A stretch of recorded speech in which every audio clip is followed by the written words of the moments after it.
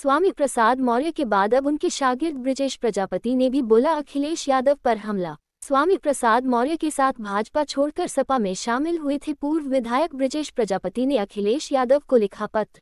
अखिलेश यादव पर लगाया पीडीए से भेदभाव का आरोप। ब्रजेश प्रजापति का अखिलेश यादव पर बड़ा आरोप। आपके टॉप 10 नेता में से कोई भी पीडीए से जुड़ा हुआ नहीं, तब भला आपको पीडीए का दर्द कैसे समझ में आएगा। स्वामी प्रसाद मौर्य के अपमान से नाराज होकर ब्रजेश प्रजापति ने पार्टी के सभी कार्यक्रमों से खुद को किया अलग। पिछड़े दलित और अल्पसंख्यकों की अवहेलना का लगाया आरोप। स्वामी प्रसाद मौर्य के कुनबे के नेताओं में है ब्रजेश प्रजापति। 2022 में स्वामी के साथ ही बीजेपी छोड़कर सपा में शामिल हुआ थे ब्रजेश प्रजापति। 2017 में बांदा की तैदवारी विधानसभा से बीजेपी विधायक थे ब्रजेश प्रजापति।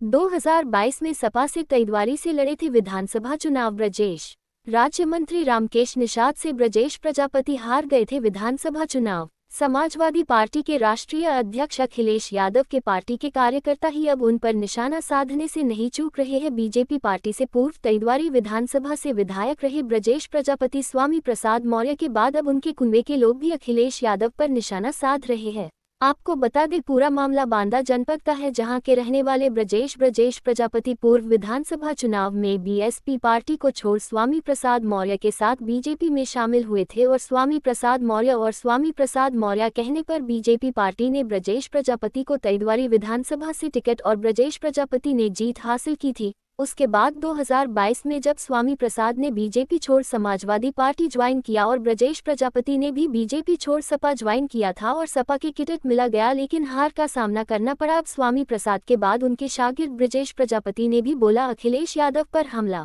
ब्रजेश प्रजापति मीडिया के सामने पार्टी के राष्ट्रीय अध्यक्ष अखिलेश यादव पर बोला हमला। क्यों भेजना पड़ा, आखिरकार ऐसा क्या हो गया?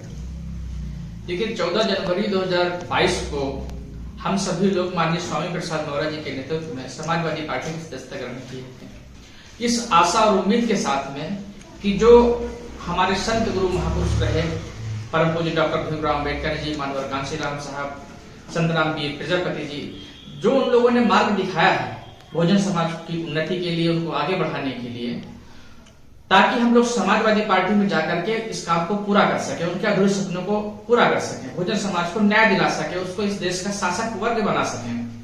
परंतु दुखद ये रहा कि श्री अखिलेश यादव जी के द्वारा इस समाज की लगातार उपेक्षा हो रही है और हम लोगों ने समय समय पर उनसे वार्ता करी, तो हम लोगों का कहने के बाद खैर वो पीडीए की बात तो करना उन्होंने शुरू कर दिया। पीडीए मतलब पिछड़ा, दलित, अल्पसंख्यक, परंतु सिर्फ वो पीडीए की बात कर रहे हैं। पीडीए को आगे बढ़ाने की कोशिश नहीं है उनके द्वारा, सिर्फ बात में है।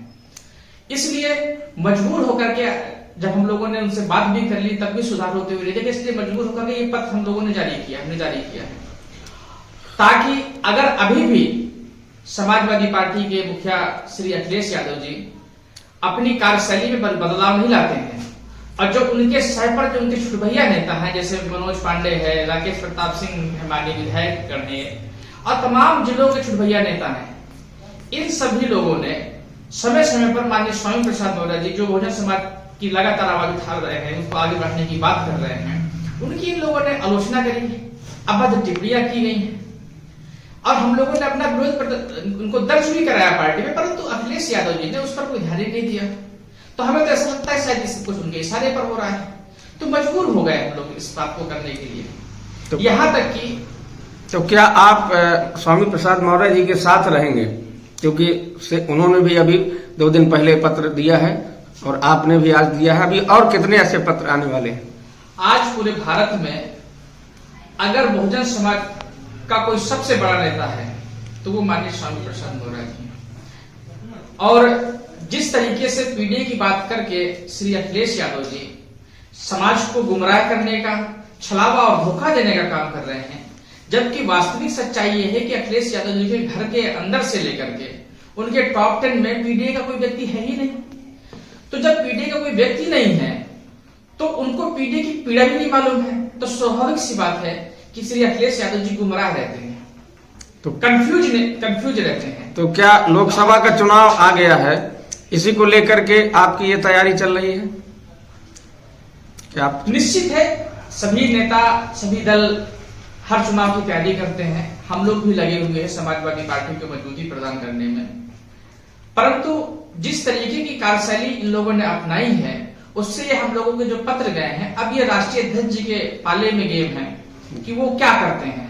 उनके डिसीजन के बाद हम लोग अपना डिसीजन तय करेंगे और अगर आवश्यकता पड़ेगी तो हम लोग नया रास्ता भी बनाएंगे। क्या आप नई पार्टी बनाएंगे या किसी दल में जाने की आप सोच रहे हैं?